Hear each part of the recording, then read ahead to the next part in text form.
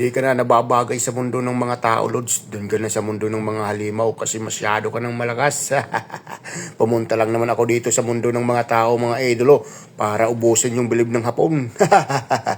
Panis na naman yung hapon. Pa-shoutout naman dyan. Shoutout, idolo. Grabe, ang mamaw ng galawan mo, idol. Pawas out. Grabe, nagpaturo na naman yung chief engineer kong hapon kay Kuya Akoy kung paano daw mag-welding ng cast iron. So ito yung Y-strainer na tinatawag na basag, mga idolo. Sabi ko naman sa chief engineer kong hapon, okay, unang-una pinaka-importante, tamang preparasyon.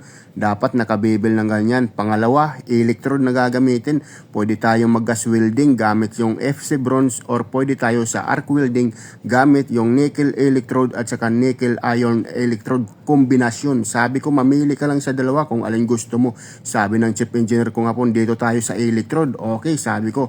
So, unang gagawin natin dito para maganda yung alignment ng Y-strainer, hindi tabingi yung plants, ilalagay natin dito sa lit machine. Ito yung pinaka-the best way, pinaka-the best technique para ma-align natin ng maayos. Sabi ko din sa chief engineer ko nga po, ngayon, paikutin mo, tingnan mo yung flange, dapat walang round out, dapat diretso yung ikot ng flange, walang waggle.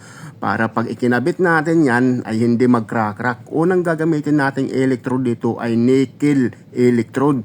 Maganda ito dahil kayang mag-absorb nito sa stress. Sabi ko, anti-cracking to, cracking resistant to, itong electrode. Maganda ito pang first bid. Sabi ko sa chief engineer ko nga po, ay naku, believe na naman yung chief engineer ko nga po, naghalimaw na naman pinaka-animal na fitter sa barko. Sabi ko dito, unang gagawin natin preheat. Napaka-importante yung preheat. Unang-una, mamiminimise natin yung cool down. Pangalawa, matatanggal natin yung moisture dyan. Sabi ko, pangatlo, anti-thermal shock. Sabi ko, para maiwasan natin yung cracking, kailangan heat up about 200 degrees centigrade. Ngayon, pagkatapos natin heating, syempre, magwe-welding na tayo. Short bead lang, short bead, tapos hinto. Pagkatapos natin huminto, kailangan mong ipining. Napaka-importante yung pining dito para maiwasan yung shrinkage ng weld bead. Kasi ang weld bead, pag mainit mga idolo, ito ay nag-i-expand. Ngayon, habang lumalamig ito ay lumiliit, nag-shrink. So, para maiwasan natin yung cracking, kailangan natin ma-counteract yung shrinkage. So, the same procedure pa rin, the same cycle, no? Pagkatapos natin magpining, heating. Pagkatapos heating, welding, short bead. Pagkatapos mag-welding ng short bead, pinning na naman. Pagkatapos mag-pinning, heating. So, ganun lang, cycle. Paulit-ulit lang na procedure hanggang matapos tayo mga idolo. Ganyan yung tamang procedure kung paano maghinang ng cast iron mga idolo. Ay nako, tuwang-tuwa na naman yung chief engineer kong hapon mga idolo dahil mayroon na naman siyang natutunan sa class is na fitter sa barko.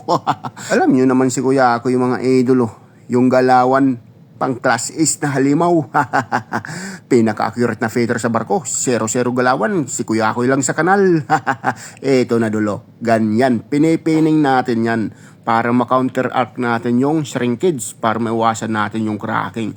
Ganyan yung procedure mga idolo. So ito na. Nalinisan na natin ng konti, nag-grind na natin ng konti mga idolo. Dito na natin gagamitin yung nickel iron electrode. Jesus, high tensile electrode dito mga idolo. Napakaganda nito, napakatibay nito idolo. Syempre, ganun pa rin.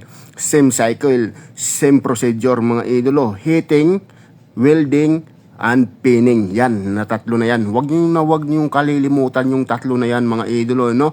Pinning, welding, at saka heating. Pinaka-importante yan sa pagre-repair ng cast iron or sa pagwe-welding ng cast iron. Ay talagang tuwang-tuwa yung chief engineer ko. Tuwang-tuwa, talagang nagpasalamat siya. Sabi sa akin, bukas Peter, half day ka. Half day sa hapon, half day sa umaga. Ay nako, whole day pa rin. Eto na dol, tapos na. So ngayon, dahil mainit yan, takpan mo muna ng ganyan. So yung purpose niyan is, ma-minimize natin yung cool down para maiwasan natin yung cracking.